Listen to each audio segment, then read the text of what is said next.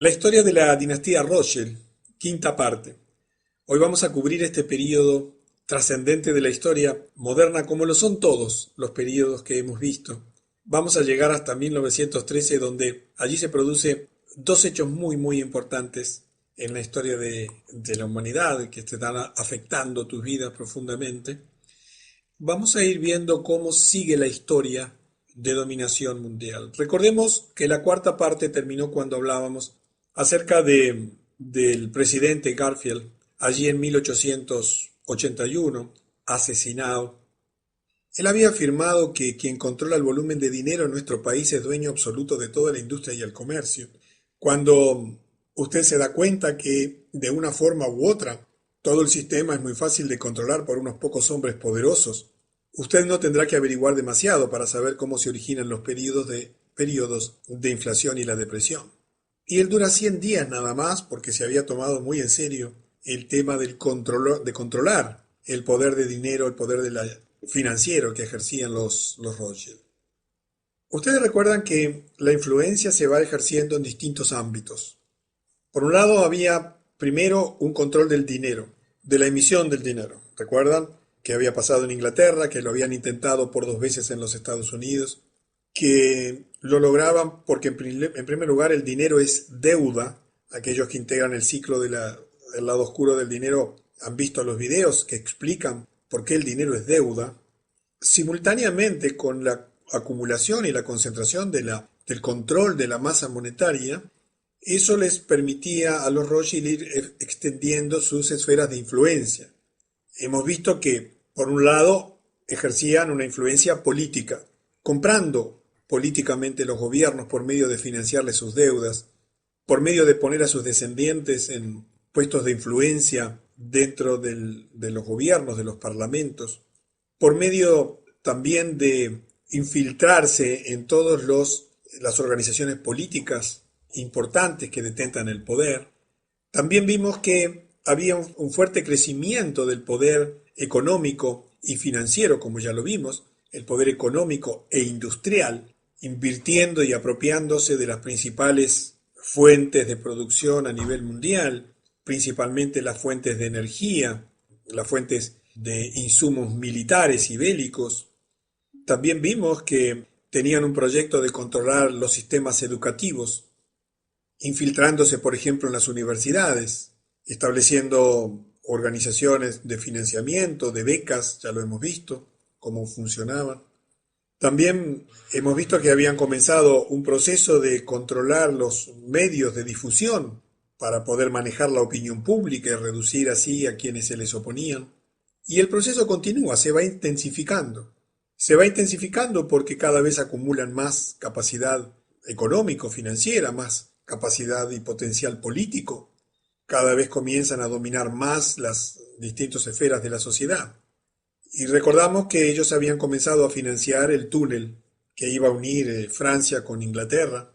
Y en 1883, después de 6.000 metros de túnel, el proyecto de excavación se detiene porque el gobierno consideró el hecho de que la construcción de ese túnel, el gobierno británico, ¿verdad?, sería una amenaza a la seguridad de su país. Y allí se detiene, obra que queda inconclusa y que se posterga unas décadas para ser continuada y terminada como hoy está funcionando perfectamente.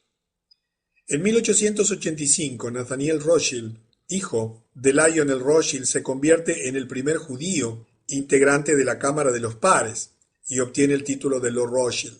Recuerdan que ya tenían ellos otro integrante en la Cámara de los Lores. Y esto va extendiendo poco a poco su poder político, permitiéndole allí dentro de cada una de las cámaras influenciar en la formulación de las leyes, en hacer acuerdos, en fin, todo lo que se puede hacer desde un lobby ejercido dentro del propio Parlamento.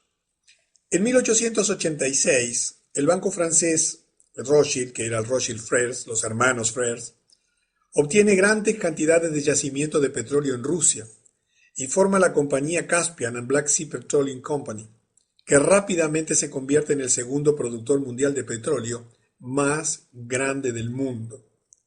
Yo quiero que comprendas que si hoy todavía dependemos del petróleo, no es porque no existan energías alternativas para que tu vehículo pudiese funcionar sin contaminar y con mucho menos costo.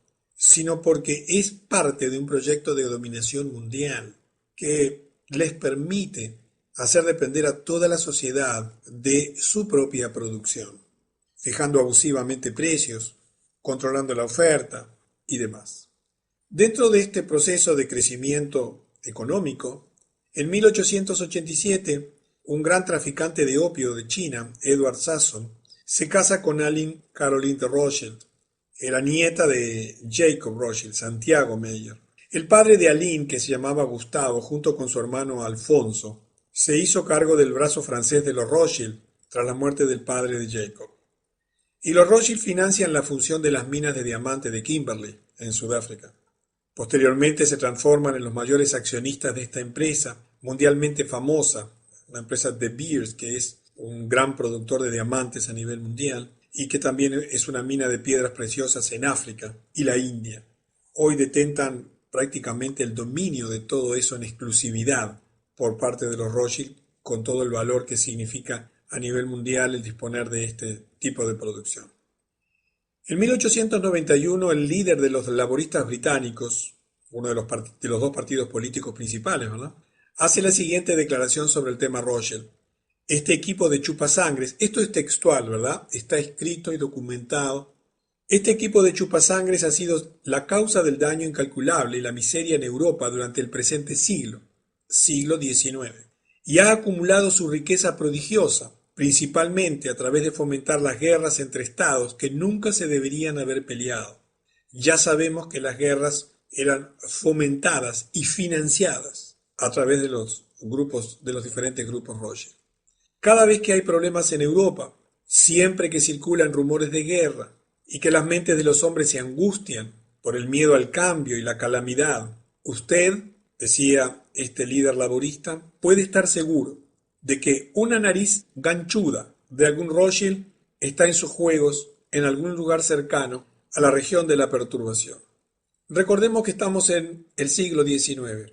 Las posibilidades de comunicación y de difusión de sus andanzas, de las andanzas de los Rothschild, de la acumulación de poder, eran tremendamente limitadas. Estaban limitadas a una prensa que crecía, estaban limitadas a la edición de libros que no eran consumidos a gran escala, y estaba limitada por nuevos medios de comunicación que surgían. Para ellos era absolutamente necesario tener controlada todo este tipo de críticas, todo este tipo de denuncias, todo lo que significara mostrar la historia verdadera y denunciar la historia oficial.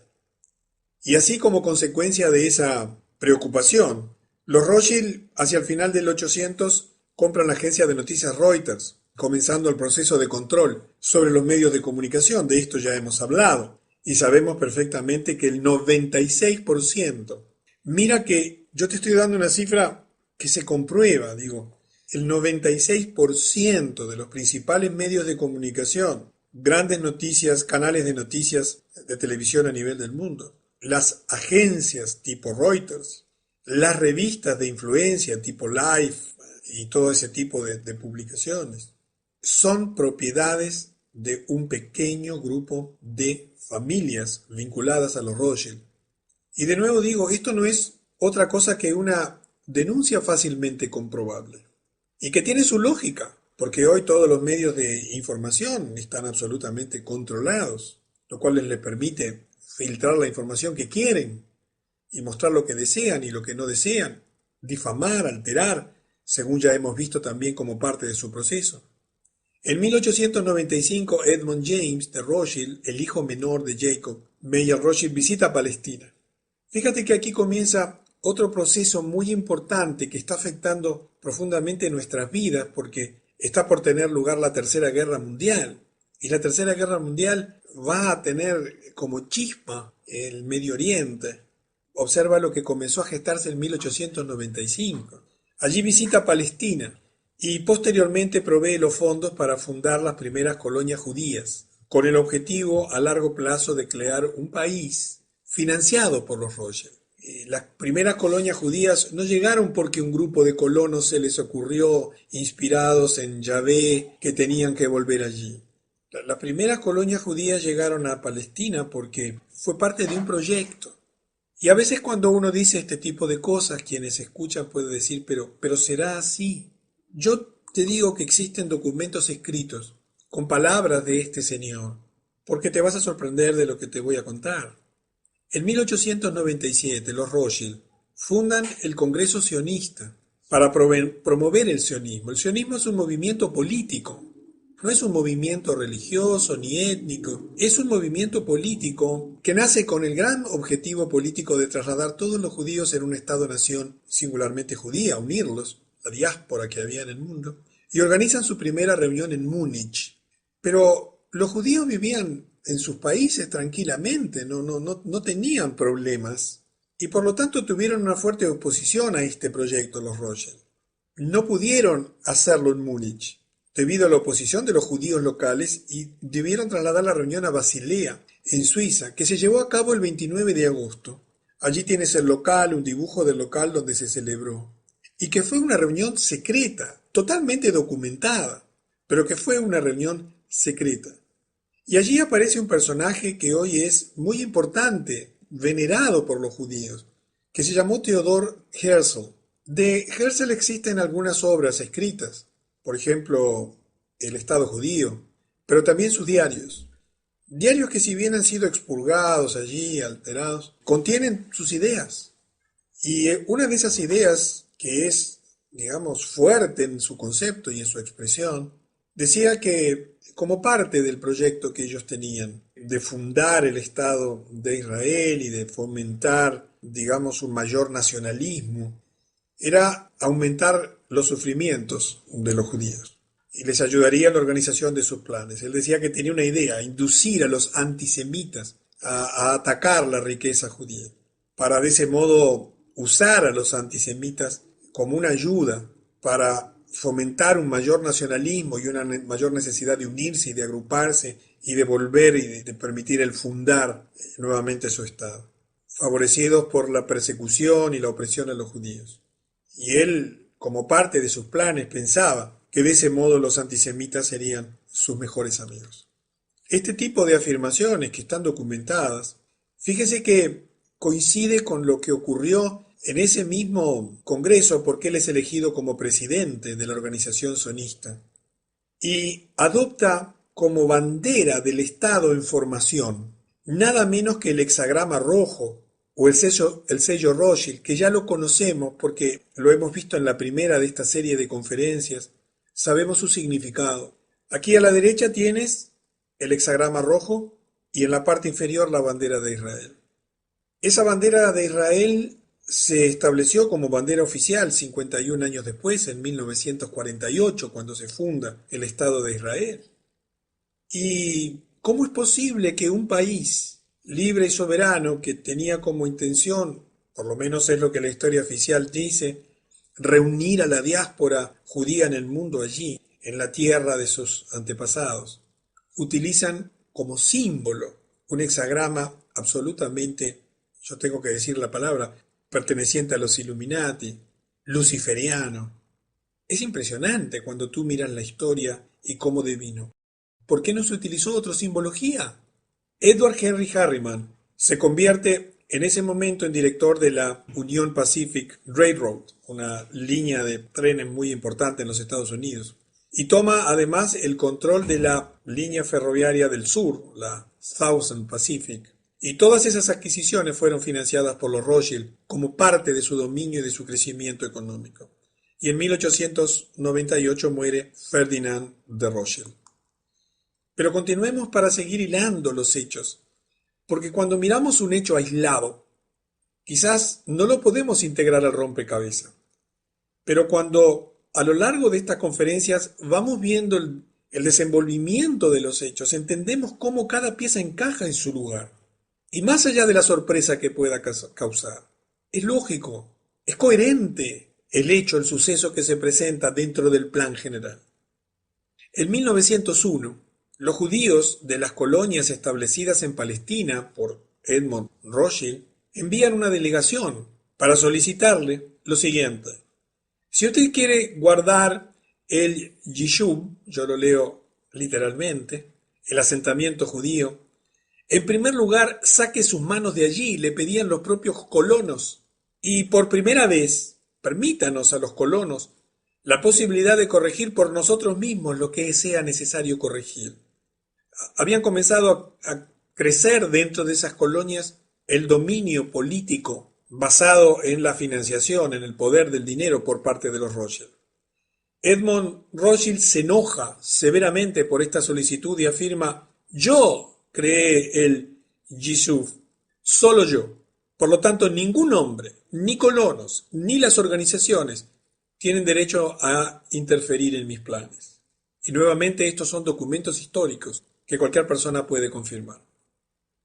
¿Entiendes que la formación de esas colonias judías perseguía en la apariencia el unir la diáspora israelita, pero obedecía a un proyecto secundario que a la vez era principal, oculto detrás de las bambalinas, y que claro, cuando estos colonos judíos se asentaron allí comenzaron a percibir que esa intención saludable de permitirles vivir en libertad no era tal, porque quien había financiado, quien estaba financiándolos, detentaba el poder político y generaba entonces el control de sus actividades. Y reclaman, y allí responde Edmond, que él era el que había creado eso, y que ningún hombre, ni colonos, ni organización alguna tendría derecho a interferir en sus planes. En ese mismo año, la casa Rothschild en Frankfurt, Alemania, cierra, ya que no hay un heredero varón para asumir. Ustedes recuerdan que el heredero varón menor tenía que tomar a su cargo las actividades de negocios, y bueno, a tal extremo de que si no había alguien que lo pudiera hacer, preferían cerrar sus instituciones. Y en 1902 nace Philipp de Rothschild. La dinastía continúa. En 1905, un grupo Rothschild respalda a judíos sionistas, dirigidos por Georgi Gapon Apolonovich, en un intento de derrocar al zar de Rusia. Recordemos que la intención de los Rothschild de controlar Rusia era fundamental para instituir allí un país comunista, socialista. Ya lo hemos visto en anteriores partes de este ciclo de la dinastía. Fallan y se ven obligados a huir a Rusia o de Rusia para refugiarse en Alemania. Y es interesante lo que la Enciclopedia Judía, en el volumen 2, en la página 497, afirma sobre este tema. Se trata, esto que hicieron estos judíos sionistas dirigidos por Apolonovich, se trata de una secuela algo curiosa. El intento de crear un competidor católico a los Rothschild, que en la actualidad ya eran los guardianes del tesoro papal.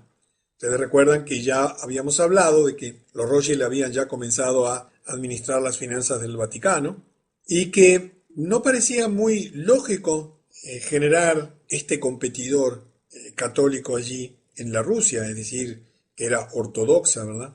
Es interesante cómo a veces cuesta entender la historia, porque en realidad lo que perseguían no era otra cosa que generar la antinomia, la oposición al capitalismo, para de ese modo poder generar grandes guerras, que era lo que pretendían, como ya sabemos, que vendría a ocurrir pocos años después.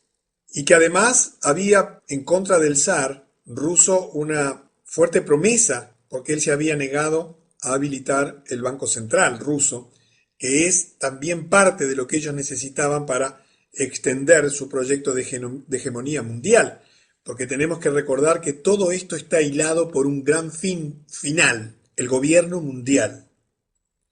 En 1906, los Rothschild afirman que debido a la creciente inestabilidad en la región y la fuerte competencia de Rockefeller, recuerda que la familia Rockefeller eran descendientes de los Rothschild a través de una línea materna, propietarios de la Standard Oil, deciden, en función de esos supuestos argumentos, vender la compañía que habían comprado un par de años antes, la Caspian and Black Sea Petroleum Company, y se la venden a la Shell, que la Shell pertenece a la familia real holandesa.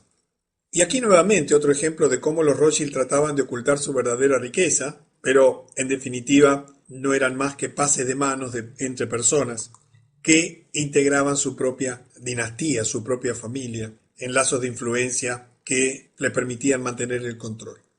En 1907, Jacob Schiff Rothschild, el jefe de Kuhn, Loeb & Co. Recuerda que esta persona la habían puesto allí en Estados Unidos para ir generando el esquema de situación necesario para reinstalar el Banco Central, cuya concesión habían perdido algunas décadas antes.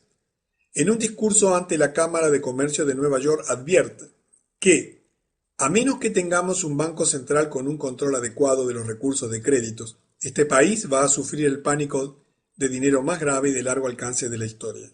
Yo sé que tú conoces la crisis de 1929, pero ¿sabías que en 1907 había habido un pánico financiero gravísimo en los Estados Unidos? Que surgió de la nada, que vino como por arte de magia. Porque tú tienes que entender que la manera en que tienen para administrar las crisis, los pánicos financieros, es a través del dinero. Como ellos detentan los préstamos, si te dicen que no te renuevan, automáticamente tienes que pagar. Si dicen que no financian, que te iban a dar un préstamo y te lo quitan, automáticamente quedas desfinanciado. Para ellos manejar estas cosas es de una facilidad enorme. Vender acciones y hacerlas caer, ya hemos visto ejemplos. De pronto América en 1907, luego de las palabras de este hombre, se encuentra en medio de otra carrera típica de las crisis Rothschild, de ingeniería financiera, que como de costumbre arruinan la vida a millones de personas inocentes en todos los Estados Unidos, mientras se transfieren millones a los Rothschild. En 1909 se funda una institución sumamente curiosa que por supuesto existe hasta el día de hoy, pero fue curiosa por las características de su comienzo. Jacob Schiff funda la Asociación Nacional para la Promoción de la Gente de Color. Tiene las siglas en inglés, las puedes ubicar. Esto se hizo para generar una asociación que, manejada políticamente, incitase a la gente negra a amotinarse, a hacer saqueos y otras formas de desorden, a rebelarse, con total justicia, por la condición de esclavitud y de dolor en que estaban sometidos. Si bien la esclavitud había sido abolida, las consecuencias de ella todavía eran vigentes, con el fin de generar una división entre las comunidades blancas y negras. ¿Tú recuerdas que esto era parte de aquel proyecto Illuminati que se puso por escrito, lo recuerdas, por Adam Weishaupt? El historiador judío Howard Shachar establece lo siguiente en su libro Historia de los judíos en los Estados Unidos. En 1914, el profesor emérito Joel Spingarn de la Universidad de Columbia se convirtió en presidente de la Asociación Nacional para la Promoción de la Gente de Color y reclutó para su junta directiva a líderes judíos como el propio Schiff, Jacob Billinkoff y el rabino Stephen Wise. Otros cofundadores incluyeron una enorme cantidad de judíos, como Julius Rosenthal, Lillian Wald, un rabino. Pero lo increíble es que se fundó en 1909 para fomentar el avance, el desenvolvimiento, el desarrollo de la gente de color, y su primer presidente negro vino a ocupar la presidencia 11 años después, en 1920. Fue James Weldon Johnson. Esta institución no fue creada para el desenvolvimiento de los negros. Fue creada para generar la rebelión de los negros, que era otra cosa muy diferente, porque el desenvolvimiento se pudo haber desarrollado a través de lobbies políticos, favoreciendo leyes y demás dada la influencia que tenían los Rothschild, pero en realidad sus intereses no eran esos, sino usarlos para generar conflictos y de ese modo alterar el buen funcionamiento de las sociedades y utilizar allí sus esquemas de influencia, financiamientos de armas, de control, etcétera, leyes opresivas, para ir poco a poco controlando todos los aspectos de la sociedad. Hablando de este señor Schiff, que tiene una importancia fundamental en la historia moderna porque es nada menos que el gran orquestador de todas las instituciones que fueron creadas en esos primeros años de los 1900 y particularmente, como ya sabes, el Banco Central de los Estados Unidos. Se describía de esta manera en 1912 en la revista Truth Magazine, donde se decía: el señor Schiff es la cabeza de una gran casa de banca privada, de Kuhn, Love y Co., y que representa los intereses de Rothschild en este lado del Atlántico. Ha sido descrito como un estratega financiero y ha sido durante años el ministro de Finanzas verdadero del gran poder impersonal conocido como la Standard Oil. Fue de la mano con los Harriman, los Gould y los Rockefeller en todas sus empresas de ferrocarril y se ha convertido en la potencia dominante en el ferrocarril y en el poder financiero de los Estados Unidos. Estamos hablando de un hombre con poder, con poder real, financiero, político, un hombre de poderosísima influencia. Y aquí vamos a finalizar esta quinta parte con dos acontecimientos absolutamente centrales en la historia de la humanidad. Uno de ellos por sus consecuencias económicas y otro por sus consecuencias políticas, que describen la manera en que procede el sionismo internacional. En 1913 ocurrió lo siguiente. El 4 de marzo, Woodrow Wilson fue elegido como el 28º presidente de los Estados Unidos.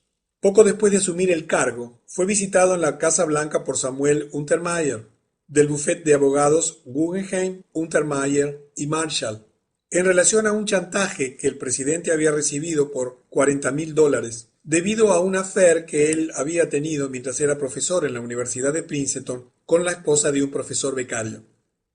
El presidente Wilson no disponía de dinero para enfrentar el chantaje, por lo que los voluntariosos, entre comillas, Untermyer, pagaron los $40,000 de su propio bolsillo a la mujer con la que Wilson había tenido la aventura, con la condición de que Wilson nombraría en la primera vacante en la Corte Suprema de los Estados Unidos a un candidato recomendado por Untermyer.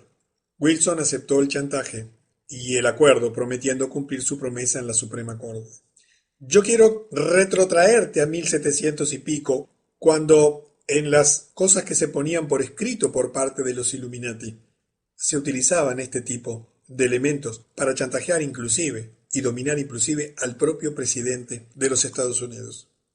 Pero veamos lo más importante que ocurrió en este año, porque quizás tú me digas, pero Luis, esto fue importantísimo, nombrar al presidente de la Suprema Corte de Justicia para manejar los fallos judiciales y establecer lobbies de influencia. Claro que sí, pero ocurrieron dos hechos aún más graves. Jacob Schiff establece la Liga Antidifamación, ADL, de los Estados Unidos. Yo no sé si tú conoces qué es esta Anti-Defamation League. Es una de las instituciones más poderosas de los Estados Unidos. Esta organización se formó para difamar a cualquier persona que cuestione o impugne a los Rothschild o a los judíos como antisemita. ¿Has notado que cada vez que alguien habla en contra de los judíos, en realidad cada vez que alguien habla tanto en contra de los judíos injustificadamente como en contra del sionismo justificadamente, inmediatamente es tachado de antisemita? Quizás en tu país no sea tan grave como en los Estados Unidos, pero quienes están en los Estados Unidos de hace un tiempo conocen el poder de la ADL. La ADL ha sido creada para generar odio entre los norteamericanos, para limitar la capacidad de expresión, para impedir que cualquier persona pueda hacer el menor comentario. Las denuncias de la ADL son poderosas e influencian profundamente la vida de los Estados Unidos. Eso explica por qué existe una historia oficial que es sin discusión, donde cualquier persona que denuncie inmediatamente es tratada de antisemita en todas partes del mundo. Aquí en mi país no existe la liga esta antidifamación, pero sí existe la influencia política en los medios de comunicación para evitar toda crítica, porque a veces las críticas son valiosas, las valoraciones son necesarias, a veces son bien fundamentadas y su atención generaría buenas consecuencias. Sin embargo, son absolutamente prohibidas. Quiero que entiendas que esto no fue creado por Schiff, igual que la Liga de Promoción de los Negros, por casualidad. Fue creada como una herramienta más necesaria para controlar la opinión pública y evitar las denuncias de las atrocidades que cometían. Pero llegamos a la frutilla de la torta. Llegamos al hecho central que explica lo que está ocurriendo en nuestros tiempos modernos, y es la creación del tercer banco definitivo de los Estados Unidos. En 1913, curiosamente el mismo año en que se fundan la ADL y la Liga de Desenvolvimiento para los Negros, también crean el último banco central y actual Banco Central de los Estados Unidos, la Reserva Federal, Fed por sus siglas en inglés.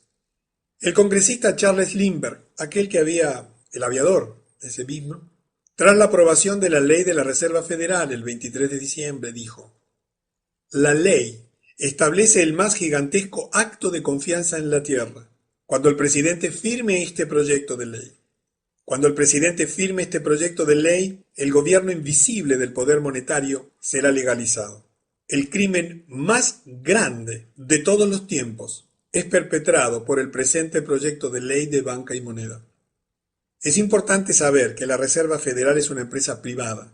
El Banco Central de los Estados Unidos es una empresa privada, que no es ni federal, ni tampoco tiene ninguna reserva, que ni una sola vez en su historia ha publicado sus balances o ha sido auditada. Me voy a extender un poquito sobre este tema.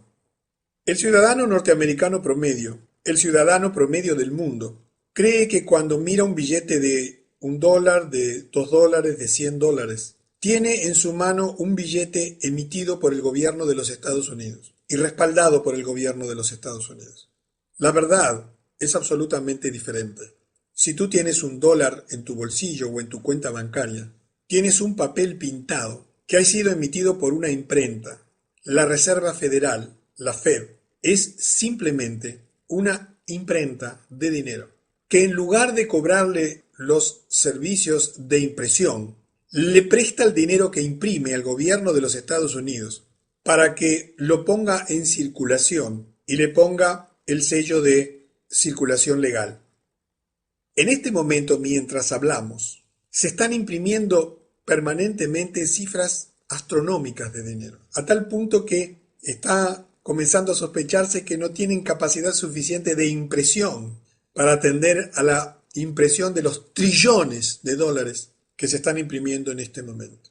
Simplemente la Reserva Federal dispone de la capacidad de imprimir dinero sin respaldo y sin control, que además lo presta a interés al gobierno de los Estados Unidos, que además lo utiliza para financiar cualquier tipo de ONG, cualquier tipo de organización, cualquier tipo de institución, sin ningún límite porque no es controlada, ni auditada, ni publica sus balances. Y de esto hay testimonios que son aterradores del poder que disponen. Yo espero que después de conocer esta sucesión de argumentos, se te empiece a armar un poquito mejor el rompecabezas.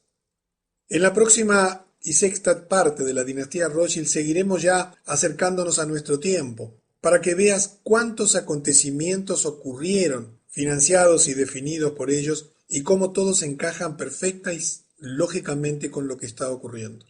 Así que nos veremos en la sexta parte de la dinastía Rothschild. La historia de la dinastía Rothschild, sexta parte. Hoy vamos a cubrir este periodo muy cortito en años, de 1913 a 1921, debido a que ocurrieron tantas cosas en la historia de la humanidad en esos 8 años en relación a los intereses Rothschild, que nos va a ocupar una conferencia entera.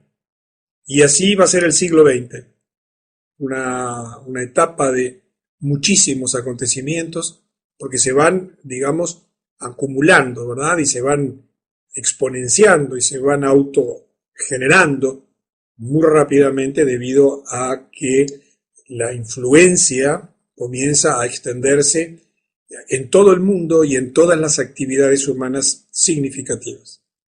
Antes de entrar en el tema de la conferencia, yo quiero recordarles que lo que estamos desarrollando aquí es el tema del gobierno mundial. La gran cuestión que domina la humanidad desde hace 6.000 años es quién tiene derecho a gobernar el mundo. Y eso es lo que hoy estamos enfrentando, la batalla final por el gobierno mundial. El hombre durante 6.000 años ha intentado gobernar al hombre para su propio fracaso. La humanidad ha intentado todo tipo de sistemas: feudalismo, monarquías, dictaduras, imperios, democracias, plutocracias. Todo lo que tú te puedas imaginar ha sido ya probado en alguna parte del mundo y ha fracasado, porque solo ha traído el oprobio y la opresión y el sufrimiento de la gente. En este momento hay un último proyecto, lo único que le falta probar a la humanidad, que es el gobierno mundial, el gobierno global, es decir, un gran gobierno central que verticalmente controle todos los países y a todas las personas en el mundo. Estamos enfrentados a esta situación donde todos estamos viendo cómo nos aproximamos a un gobierno mundial, que lo vemos a diario, y hoy vamos a hablar acerca de acontecimientos del siglo XX que durante 8 años, en ese breve periodo de 1913 a 1921, nos llenó de todos los humanos de acontecimientos pasmosos. En la quinta parte habíamos culminado con un suceso absolutamente extraordinario, o con dos sucesos. Uno fue la fundación de la ADL, la famosa Anti-Defamation League, la Liga de Antidefamación, que tiene un poder enorme en los Estados Unidos y que tiene muchas maneras de expresarse en el resto de los países del mundo, y que es un instrumento fundamental de dominio porque tiene como finalidad que todo lo que sea criticar, denunciar, demostrar, hablar de este tema es rápidamente criticado, negado, denostado, en fin, atacado.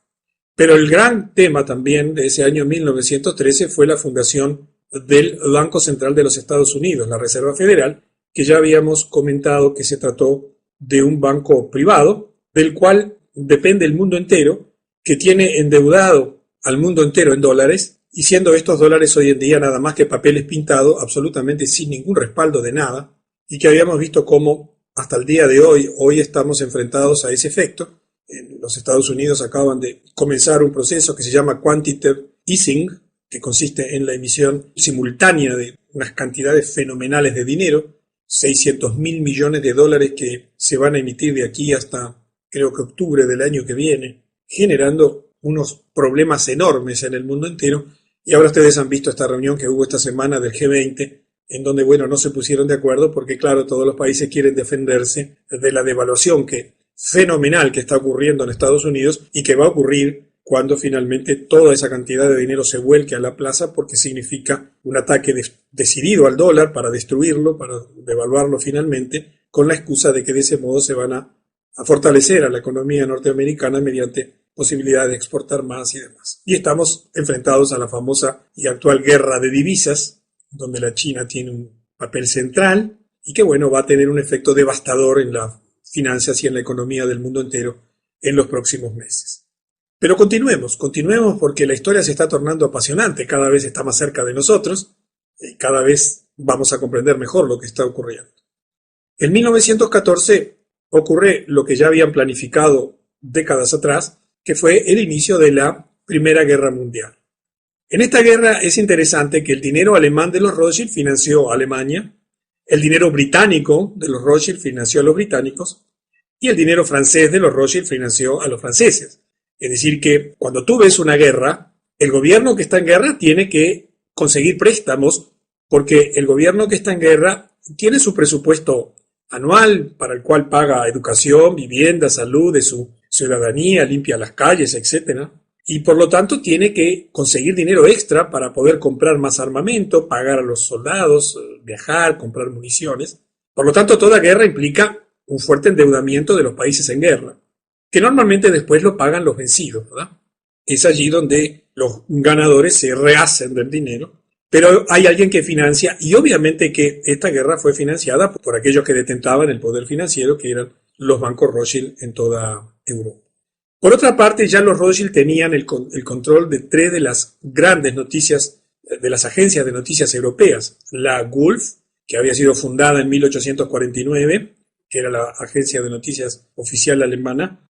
La Reuters, que así había sido fundada en 1851, y recordamos en la quinta parte que había sido recién comprada por los Rothschild, que funcionaba en Inglaterra. Y Havas, que había sido fundada en 1835 en Francia y que también era propiedad de los Rothschild. Recordemos que iban poco a poco, y hoy vamos a ver cómo y cuándo fue que detentaron el poder total de los multimedia como tienen hoy, de los medios de comunicación, con la finalidad de reducir a nada las denuncias contra sus acciones. Hoy nos enteramos de todo esto gracias a la información independiente que surge por Internet. Nunca esperes ver esto en el diario oficial o el diario principal allí de tu país, o en las televisoras locales o en la CNN, porque esto no existe allí simplemente porque no se van a denunciar a sí mismos. Los Rothschild, por ejemplo, usaron Gulf para manipular al pueblo alemán, creando un fuerte fervor para la guerra. Ellos incitaban a la guerra por medio de sus agencias noticiosas, y obviamente que rara vez son denunciados en estos medios de comunicación debido a que son sus propios propietarios, lo cual les permite manejar a su antojo los medios. En 1916, el 4 de junio, Louis Brandeis Dönitz, en plena guerra en plena guerra mundial, en plena Primera Guerra Mundial, con millones de personas muriendo, es nombrado para la Corte Suprema de los Estados Unidos por el presidente Wilson. Recordamos que había sufrido un chantaje del cual salió porque este abogado Samuel Untermyer, de un bufete muy importante, pagó los $40.000 del chantaje, pero con la condición de que, llegado el momento, a la Suprema Corte de la Justicia de los Estados Unidos iría una persona de confianza de ellos, y llegó la oportunidad. Y allí se colocó a este señor, que es muy importante también en la historia de Rothschild y en la historia de la humanidad, Louis Brandeis Bendix. El juez Brandeis era también el líder electo del Comité Ejecutivo de Asuntos Sionistas, cargo que ocupaba desde 1914. Esto es muy importante, ¿sí? Recordamos que se había creado la organización sionista, había un comité sionista internacional, y él había sido el líder electo de ese Comité Ejecutivo de Asuntos Sionistas desde 1914 y va a tener una participación fundamental en el siglo pasado en el desarrollo de los acontecimientos. En la mitad de la Primera Guerra Mundial, allí en 1916, Alemania estaba ganando la guerra, ganando claramente la guerra. ¿Por qué? Porque recibía un financiamiento de los Rothschild mucho mayor que Francia, Italia e Inglaterra. ¿Por qué los Rothschild, que eran los que financiaban, hacían esto? Porque los Rothschild no querían apoyar al zar de Rusia, que tenía el favor estaban asociados junto con Francia, Italia e Inglaterra. Entonces se produjo un hecho significativo. Alemania, a pesar de que estaba ganando la guerra, y sin que un solo soldado extranjero hubiera ingresado en territorio alemán, ofreció el armisticio a Gran Bretaña, sin exigir reparaciones de guerra. Y en diciembre de este año ofrece el armisticio a Alemania a Gran Bretaña mientras iba ganando la guerra en condiciones absolutamente favorables para sus intereses y sin pedir ninguna reparación. Los Rothschild estaban ansiosos por asegurarse que eso no ocurriese, ya que estaban esperando para hacer mucho más dinero con esta guerra. Entonces, en este mismo año, mientras los británicos estaban considerando la oferta alemana, el agente Rothschild, este juez Louis Brandeis, envió una delegación sionista, recuerdan que él era el principal del Comité de Asuntos Sionistas, de los Estados Unidos a Gran Bretaña, con la promesa de involucrar a los Estados Unidos en la guerra del lado de los británicos, siempre y cuando los británicos se comprometiesen a dar la tierra de Palestina a los Rothschild. Recordamos que en la quinta conferencia vimos cómo había comenzado un proyecto de apropiarse de una tierra, la tierra palestina, con la finalidad de construir allí la nación judía, y habían enviado una serie de colonos a colonizar eso con dinero de la propiedad de los Rothschild. Los Rothschild querían Palestina por la siguiente razón. Ellos tenían grandes intereses comerciales en Lejano Oriente, deseaban su propio estado en esa área, junto con sus propias fuerzas armadas que podrían utilizar como arma frente a cualquier estado que amenazase sus intereses. Allí tenemos la foto de Louis Brandeis, y del lado derecho una foto muy interesante. Es una foto de Louis Brandeis en Palestina en 1919, tan solo 3 años después, junto a soldados británicos y a Chaim Weizmann, que fue el primer presidente de Israel años después. Es decir que, mientras que se iba desarrollando la guerra, los Rothschild, que financiaban a todas las partes, iban creando un escenario muy favorable para después de la guerra, escenario mediante el cual el recuperar Palestina para sus intereses o el tener a Palestina para sus intereses iba a ser absolutamente importante. Los británicos aceptaron el acuerdo, basado en la oferta de entregar Palestina a los Rothschild, y los sionistas en Londres informaron a sus contrapartes en Estados Unidos del acuerdo logrado. En ese momento, y de repente, la prensa en Estados Unidos cambió por completo. Todos los periódicos importantes de Estados Unidos, que hasta ese momento habían sido pro-Alemania, comenzaron con encendidas piezas publicitarias en contra de Alemania. Y allí comenzó una difamación y una mentira oficial brutal, con artículos tales como que los soldados alemanes matan enfermeras de la Cruz Roja, soldados alemanes cortan manos de bebé, etc., con el fin de manipular a la opinión pública norteamericana en contra de los alemanes. Lo mismo que hacen hoy en contra de los musulmanes, o lo mismo que en su momento hicieron en contra de los japoneses. Esto es parte de las operaciones de prensa, de desinformación y de difamar a quienes a ellos se les ocurre y alterar la realidad a su antojo. Y es interesante que en ese mismo año, el presidente Woodrow Wilson, que realizaba una campaña política por la reelección bajo el lema Woodrow Wilson 1916, él nos mantendrá fuera de la guerra, allí tienen el afiche de aquella época, el afiche original. Después se tuvo que retractar porque en ese mes de diciembre los alemanes y sus aliados ofrecen las condiciones para el fin de la guerra a los británicos. Y mientras que Wilson prometía al electorado que no iban a ir a la guerra, porque Estados Unidos hasta ese momento no tenía parte en la guerra, tuvo que, digamos, contradecir sus propias palabras. En el siguiente año, y como resultado de la oferta alemana de paz, la maquinaria o la máquina de guerra de Rothschild se dispara en los Estados Unidos, como ya lo hemos visto. Comenzó la difusión masiva de propaganda que llevó al presidente Wilson, bajo las instrucciones de este líder sionista estadounidense y de la Corte Suprema de Justicia, Brandeis, a renegar de su promesa al electorado, metiendo a Estados Unidos en la Primera Guerra Mundial, cosa que declararon los Estados Unidos la guerra a Alemania el 6 de abril de 1917. Ahora, ¿qué sucedía? ¿O qué sucedió en ese momento? De acuerdo con la promesa que los Rothschild le habrían hecho a los británicos de llevar a Estados Unidos a la guerra, y una vez que cumplen con su promesa, deciden los Rothschild que quieren una constancia escrita del compromiso del gobierno británico de otorgarles Palestina, demostrando así que mantendrían su parte del trato una vez que terminase la guerra.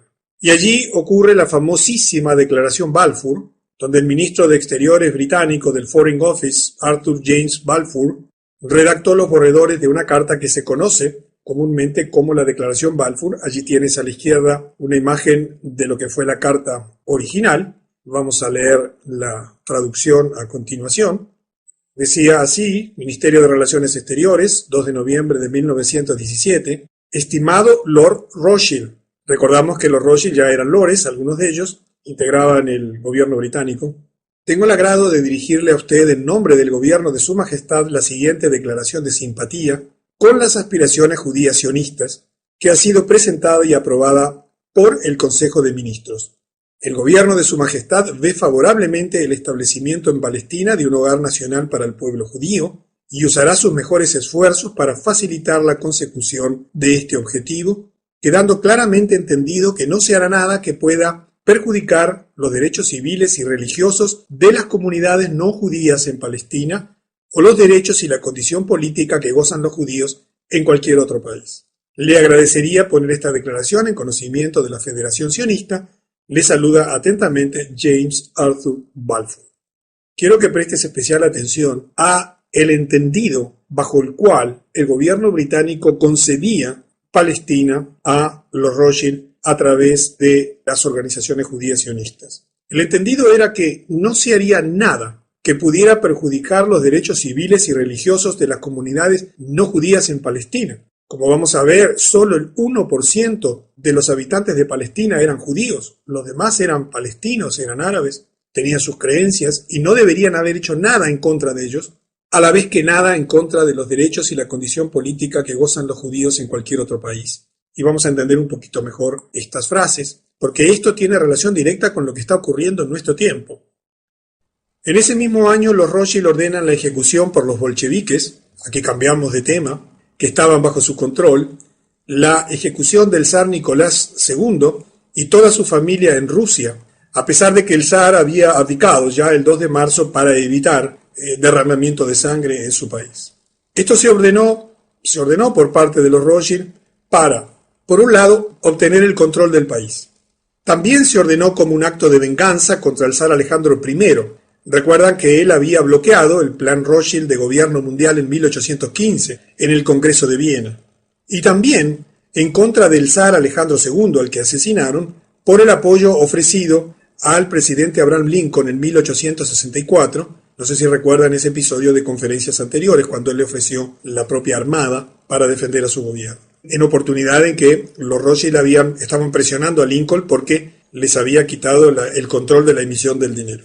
Era muy importante masacrar a toda la familia real, incluyendo las mujeres y los niños, con el fin de hacer realidad la promesa hecha por Nathan Meyer Rothschild en 1815, y efectivamente mataron a toda la familia Romanov, como es un episodio muy conocido en el mundo entero.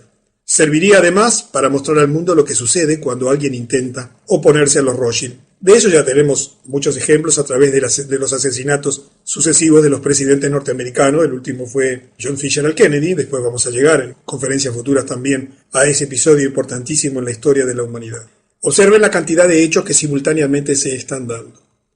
En ese mismo año, el congresista norteamericano Oscar Callaway informa al Congreso que J.P. Morgan es un frente Rothschild y que ha tomado el control de la industria de medios de comunicación estadounidenses. Él afirmaba: en marzo de 1915 los intereses de J.P. Morgan en la siderurgia, la construcción naval, la pólvora y sus organizaciones subsidiarias se reunieron con 12 hombres, los más importantes en el mundo de la prensa, y los emplearon para seleccionar los periódicos más influyentes en los Estados Unidos y para determinar la cantidad suficiente de periódicos para tener el control de la prensa diariamente. Encontraron que solo era necesario comprar el control de los 25 más grandes periódicos del país.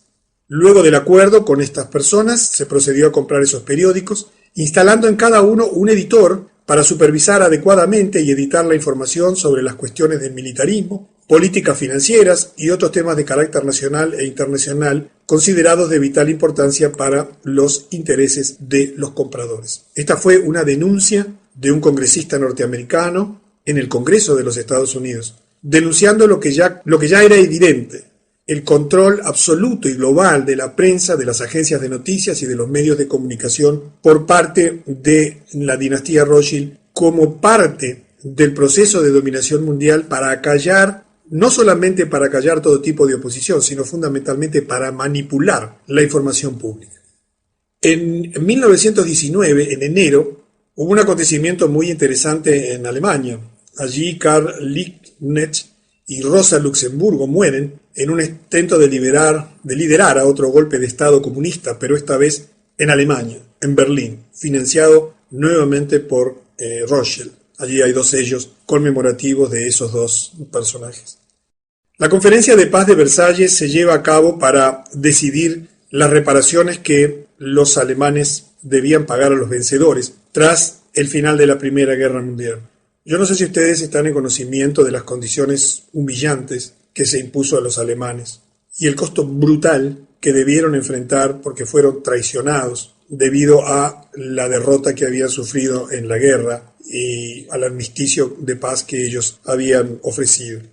Y entonces se firma el famoso Tratado de Paz de Versalles, que significó el endeudamiento absoluto de Alemania y el contraer una deuda fenomenal en favor de los aliados. Es interesante que en ese mismo momento una delegación de 117 sionistas, encabezado por Bernard Baruch, trae a colación el tema de la promesa de Palestina para ellos. Recuerdan que la declaración Balfour había sido en 1917 y estamos ahora en 1919. En este punto, los alemanes se dieron cuenta que habían sido traicionados y se dieron cuenta por qué los Estados Unidos se habían puesto contra ellos y bajo qué influencia, obviamente la de los Rothschild, porque los Estados Unidos estaban fuera de la guerra y los alemanes no entendían por qué se había puesto en guerra con ellos, si nada habían hecho los alemanes en contra de los norteamericanos. Y la excusa fue, o el verdadero argumento fue, esta intención y esta promesa del gobierno inglés de conceder Palestina a cambio de la intervención de los Estados Unidos en la guerra, lo cual naturalmente volcó los intereses, el transcurrir de la guerra en favor de los aliados. Los alemanes, por supuesto, se sintieron traicionados por los sionistas. Esto se debió a que en el momento en que los Rothschild hicieron su acuerdo con Gran Bretaña para Palestina a cambio de traer a Estados Unidos a la guerra, fíjense que Alemania era el país más amigable del mundo hacia los judíos. Yo no sé si estás en conocimiento que en el Edicto de Emancipación Alemán de 1822 se garantizaba a los judíos de Alemania todos los derechos civiles de que gozaban los alemanes. Alemania fue el único país de Europa que no impuso restricciones a los judíos, inclusive dándoles refugio, cuando tuvieron que huir de Rusia después del primer intento de golpe fallido del Estado comunista en el año 1905. Hay una historia muy extensa sobre eso. Allí tienes una ilustración sobre el tema. Es decir, que cuando vino el pogrom en 1905, allí el intento de golpe de Estado comunista en Rusia, como falló, bueno, los judíos que estaban en la avanzada de eso tuvieron que huir, y Alemania fue el único país que los aceptó sin imponerle condiciones, inclusive dándoles refugio. La verdad histórica es que Alemania era un amigo, país amigo de los judíos, y se sintieron por tanto traicionados por estas organizaciones sionistas que utilizaron una herramienta más, una de las tantas estratagemas que han hecho a lo largo de la historia. A pesar de todo, los Rothschild sostuvieron la ventajosa negociación, sin importar que se había derramado la sangre de millones y que se seguiría derramando, y como resultado Palestina se confirmó como la patria judía.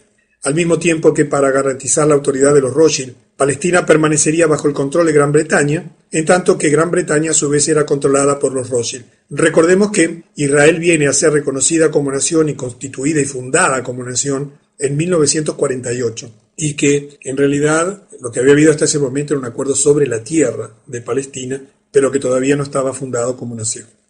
En ese momento, como te comentaba antes, menos del 1% de la población de Palestina era judía, y curiosamente, el anfitrión de la Conferencia de Paz de Versalles era su jefe, el barón Edmond de Rothschild. Yo no sé si esto te sorprende, si esto no te llama la atención, pero te vuelvo a repetir, el anfitrión de la Conferencia de Paz de Versalles era el jefe Rothschild, el barón Edmond de Rothschild. La Conferencia de Paz de Versalles incluyó un elemento fundamental también en la historia moderna. Se utilizó como un intento de los Rothschild para establecer un gobierno mundial, bajo el pretexto de poner fin a todas las guerras. Ese es el pretexto de la Liga de las Naciones, ahora lo veremos, y de las Naciones Unidas. Pero en realidad es un pretexto porque son guerras que ellos mismos están creando y financiando todo el tiempo como parte de su hegemonía mundial. Ese intento de los Rothschild se llamó la Liga de las Naciones Unidas. Y si bien afortunadamente esa liga no fue llegada a la práctica de una manera efectiva, porque no contó con el número suficiente de países para aceptarla, sirvió de base para la actual Naciones Unidas como instrumento principal de dominación mundial. No sé si sabes que las Naciones Unidas, que se crearon después de la Segunda Guerra Mundial, como veremos en próximas conferencias, es la continuadora, o la concreción, mejor dicho, de los intentos fallidos de los Rothschild durante el Congreso de Viena en 1815 y el Tratado de Paz de Versalles de 1919 para establecer la Liga de las Naciones. Porque lo que ellos necesitaban era un instrumento de dominación mundial que permitiese, a partir de esa institución, establecer las normas de funcionamiento para el mundo entero, como de hecho hacen las Naciones Unidas hoy, donde todo el Ministerio de Salud de tu país está absolutamente controlado por las Naciones Unidas, con acuerdos que ha firmado tu país, donde todos los sistemas de educación que hay en tu país vienen con directivas de la UNESCO, donde todos los sistemas de alimentación que hay en tu país, y lo vas a ver en los próximos años durísimos, vienen desde la FAO a través del Códex Alimentario, donde todo el sistema militar del mundo está gobernado por las Naciones Unidas a través de los distintos instrumentos que hay en cada uno de las áreas significativas del mundo. Debemos comprender de que se va apretando el circuito, se va perfeccionando el sistema que va a terminar en lo que hoy estamos viendo, un sistema de control mundial que está a punto de abatirse sobre todas las naciones del mundo. En 1919, el 29 de marzo, The Times de Londres informa sobre los bolcheviques en Rusia, y yo quiero que prestes atención a este informe, escrito como un informe central de la publicación del Times del 29 de marzo. Una de las características curiosas del movimiento bolchevique es que es altísimo el porcentaje de elementos no rusos entre sus líderes.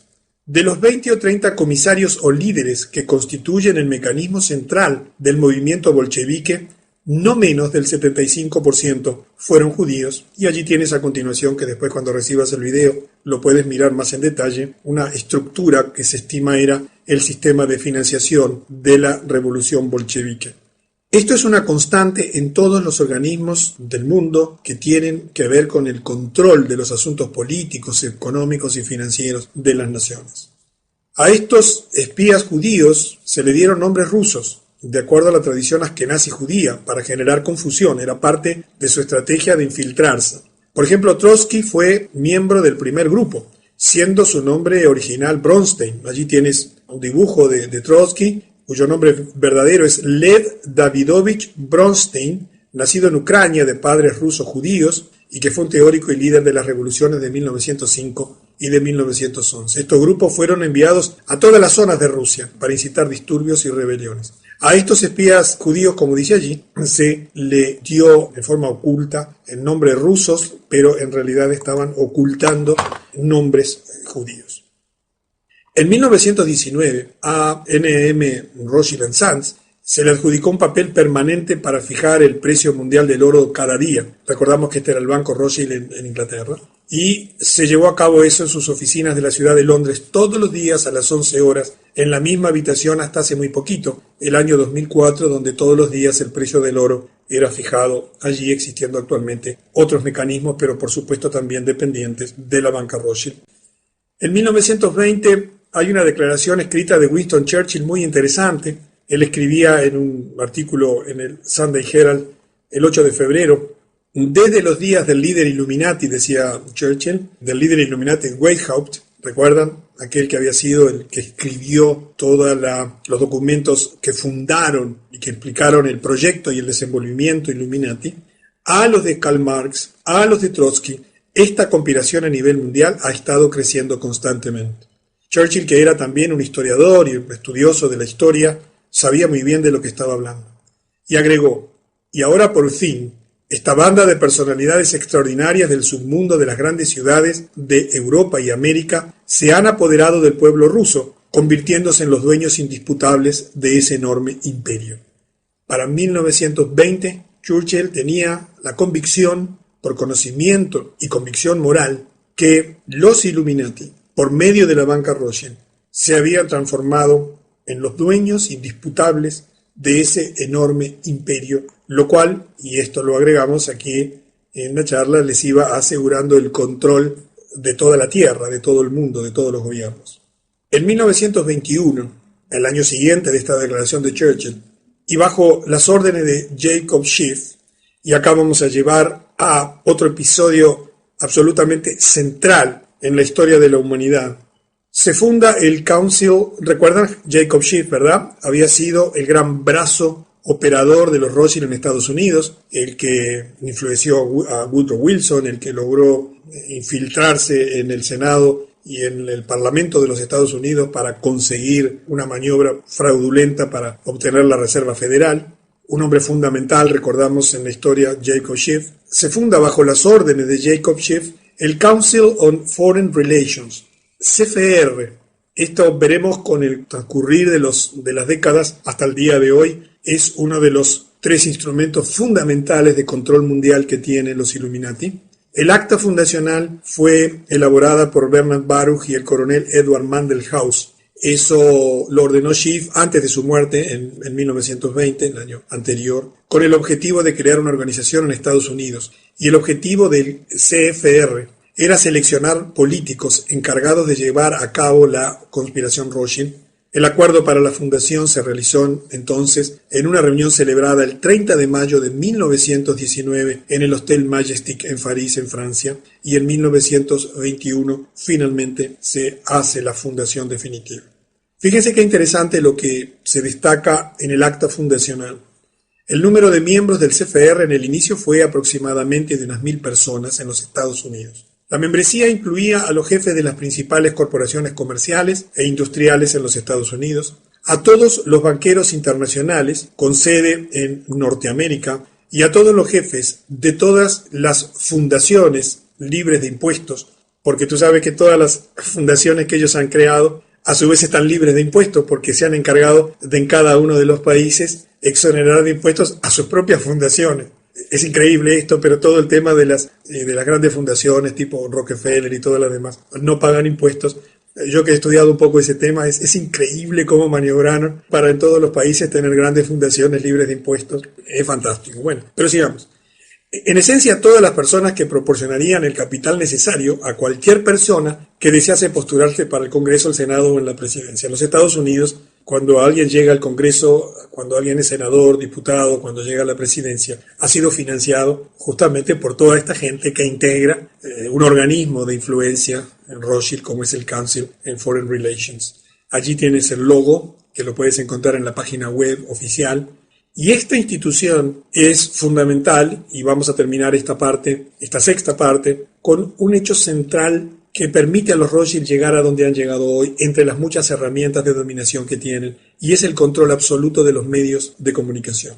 El primer trabajo de esta comisión era ganar el control total de la prensa.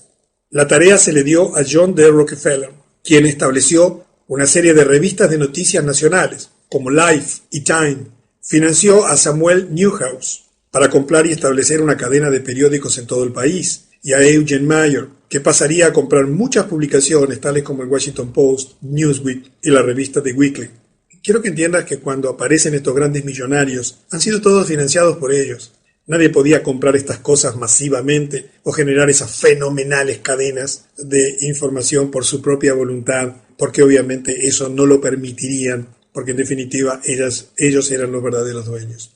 También necesitaba para controlar la información la puerta de la radio, la televisión, la industria del cine, y esta tarea se dividió entre los banqueros internacionales Kuhn Lev, Goldman Sachs, Warburg y Lehman.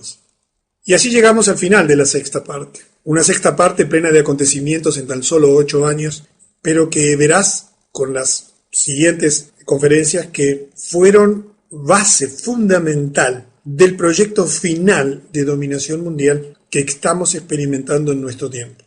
El absoluto control de los medios de comunicación, el absoluto control de todas las industrias fundamentales, el absoluto control de todos los grandes conglomerados comerciales, el absoluto control de toda la producción militar de armamentos, el absoluto control de todas las organizaciones políticas en donde se definen las decisiones importantes, Naciones Unidas hacia abajo, el absoluto control de todos los medios de financiamiento que existen en el mundo, haciendo depender a todos los países y economías del Banco Central de los Estados Unidos. Este conjunto de herramientas, en definitiva, ha llegado a nuestro tiempo bajo la forma de un sistema absolutamente opresivo y dictatorial. Y tú ves que hoy en día la puja por el gobierno mundial se centra y simboliza en la puja por una ciudad que es Jerusalén. Y vamos a hablar mucho más de esto en las próximas conferencias. Jerusalén es el lugar donde quiere instalarse el gobierno mundial, inspirado por el diablo, porque su puja es: yo soy el gobernante del mundo y me siento en tu ciudad sagrada, en la ciudad que tú le diste a tu pueblo. Y esto, que puede parecer fantasioso para muchas personas, afecta a tu vida. Y quiero que entiendas que todo viene fraguándose de hace mucho tiempo, y por eso no se discute por una ciudad de África, o por París, o por Roma, o por Londres, o por una ciudad de Sudamérica, sino que toda la atención mundial está centrada en Jerusalén, en esa tierra, porque lo que está detrás de todo esto es un proyecto de dominación mundial religioso. Y así entonces llegamos al fin de la sexta parte de la dinastía Rothschild. Te espero en la séptima parte, donde vamos a tener nuevos y asombrosos acontecimientos en la historia moderna de la humanidad.